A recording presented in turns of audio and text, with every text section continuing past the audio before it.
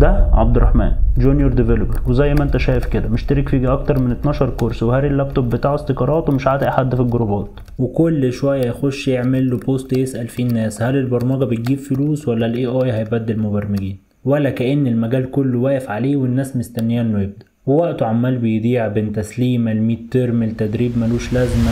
حلو قوي الكورس ده، سيبه بقى الاجازه، عشان يكتشف في الاخر انه ضيع 4 سنين من هندسه ومحصلته كانت 0.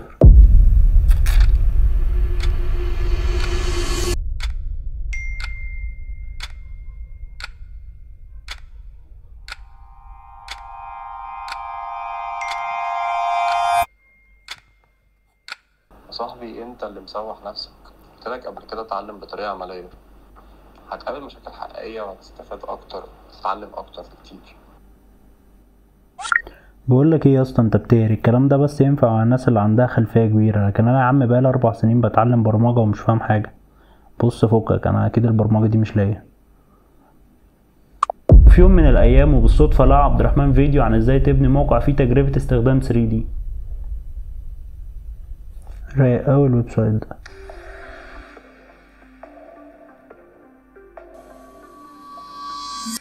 وبدأ عبد الرحمن يدور، وبقى كل ما يعطل في حاجة يعمل عنها سيرش، كل ما يعطل يعمل سيرش، كل ما يعطل يعمل سيرش، بقى يتعلم بس على قد اللي محتاجه.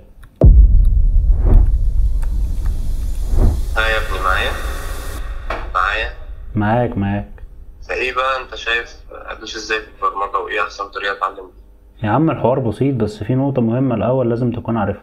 الفكرة كلها ان معظم الحاجات ما كانش كلها اللي كنت بتحاول تتعلمها ومعرفتش، ده ما كانش عيب في قدراتك. الفكرة كلها ان انت لسه ما خدتش فرصتك المظبوطة اللي تتعلم بيها بشكل مظبوط.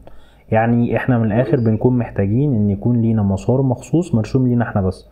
يعني على سبيل المثال انت دلوقتي لو بتتعلم فرونت اند، ليه تروح تتعلم وتطبق على مشاريع تقليدية بحتة اتهرست مليون مرة قبل كده؟ ليه ما تروحش لحد جوه دايرة معارفك وتعرض عليه انك تنفذ له مشروع ولا ويب سايت؟ يعني مثلا تروح الجيم اللي جنب بيتك وتعرض عليهم انك تعمل لهم سوفت وير يسجلوا من عليه الاشتراكات بتاعتهم، ولا تروح لصاحبك اللي فاتح براند هدوم ولا محل البلاي ستيشن اللي جنبك. الفكرة كلها انك انت تشتغل على بروجكت من غير اي قيود او اي ديدلاين، وتاخد كل وقتك فيه والنقطة اللي بتفرق بقى معاك هي ان انت تبقى قادر تتخيل وتبقى فاهم كويس كل ميزة نفسك تبقى جوه المشروع ده هي موجودة ليه وايه لازمتها، وتبدأ تفكر في افكار جديدة. وعادي مش مهم الافكار دي ان انت تكون عارف ازاي بتتنفذ، ده الغرض اساسا انك انت تبقى مفكر في افكار انت مش عارف ازاي تنفذها، وتبدأ تسيرش على الافكار دي وتتعلم ازاي تنفذها على القدر اللي انت محتاجه بس. يعني مثلا تخش تسأل شات جي بي تي لو انت عايز تنفذ الفكرة الفلانية هتكون محتاج تتعلم ايه، وتتعلم على قدها بس. وعادي وانت شغال هتبقى حاسس دايما انك تايه وبتعك ومش هتوصل لحاجة، ده حاجة طبيعية عادي. كمل انت بس، لان ده احسن طريقة تتعلم بيها في البرمجة، وهو انك تتعلم على قدر اللي انت محتاجه بس، وتاخد باقي النولج بتاعتك والمعلومات وانت ماشي وشغال على البروجكت اللي انت بتتعلم عليه واللي انت عندك فيه شغف. فهمت؟